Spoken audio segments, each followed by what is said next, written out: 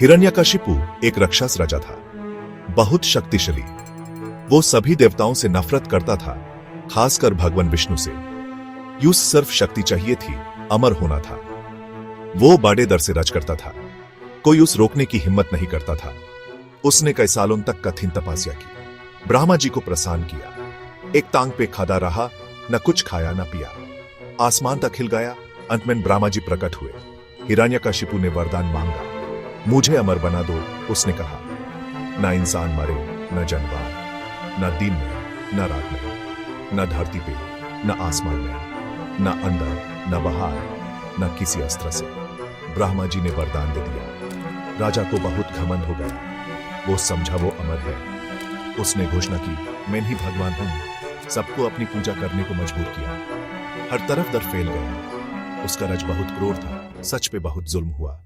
अंधेरा छा गया, लेकिन एक रोशनी चमक रही थी उसके अपने महल में। यह रोशनी उसका बेटा प्रहलाद था। प्रहलाद अपने पिता जैसा नहीं था। वो दयालु और नेक था, सबसे प्रेम करता था। उसका दिल बिल्कुल साफ था, हर जगह अच्छाई देखता था। प्रहलाद ने अपनी मां के गर्भ में ही पवित्रता सीख ली थी। नारद मुनि ने उसे सिखाया था। उन्होंने भगवान विष्णु के बारे में बताया था। प्रहलाद की आत्मा ने सब सुन लिया और वो भक्त बन गया। वो विष्णु जी से बहुत प्रेम करता था। उसकी श्रद्धा बहुत पक्की थी। प्रहलाद विष्णु का नाम जपता था, ओम नमो भगवते वासुदेवाय। वो बड़े आनंद से गाता था। हर चीज में, हर परमाणु में, हर जीवन में मुंह से विष्णु दिखते थे। उसकी भक्ति सच्ची थी। यही उसका कवच था। हिरण्यकशिपु को पता चल गया। यूस बड़ा गुस्सा आया। मेरा बेटा मेरे दुश्मन की पूजा करता है। उसने प्रहलाद को बदलने की कोशिश की। यूस गुरुओं के पास भेजा। उन्होंने राजा की शक्ति के बारे में बताया, लेकिन प्रहलाद की श्रद्धा और बढ़ी। वो सिर्फ सच बोलता था।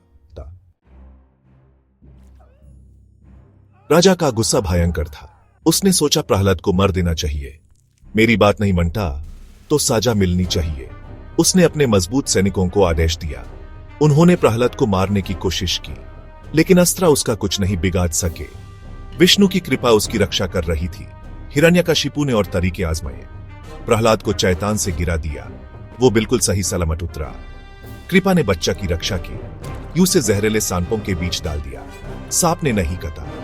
बड़े बड़े हाथी उस पर झपट पड़े, लेकिन वो सुरक्षित रहा, प्रार्थना करता रहा। फिर आई उसकी बुआ होलिका। उसके पास एक जादुई शॉल थी। वो उस आग से बचाती थी।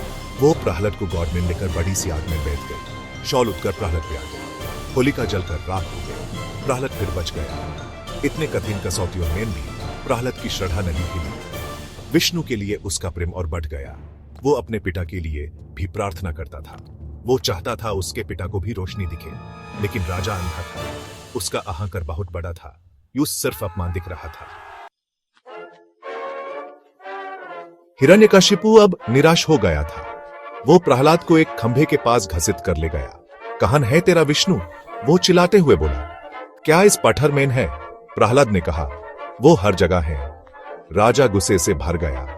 उसने खंभे पे जोर से वार किया, अपनी भारी गदा से। अचानक खंभा टूट गया।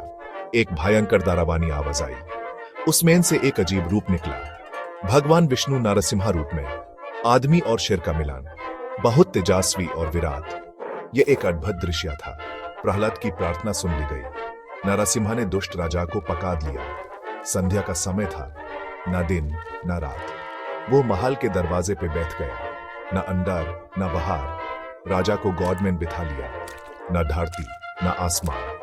अपने तेज नखून यूस दिए। वो कोई अस्त्र नहीं थे। ऐसे ही राक्षस राजा मार दिया गया। शक्तिशाली वरदान टूट गया। धर्म की स्थापना हुई। सच और न्याय लौट आया। प्रहलाद एक अच्छा राजा बना। यह कहानी हमें सबक सिखाती है। श्रद्धा और सच बहुत बलवान है। भगवान सच्चे भक्त की रक्षा करते हैं।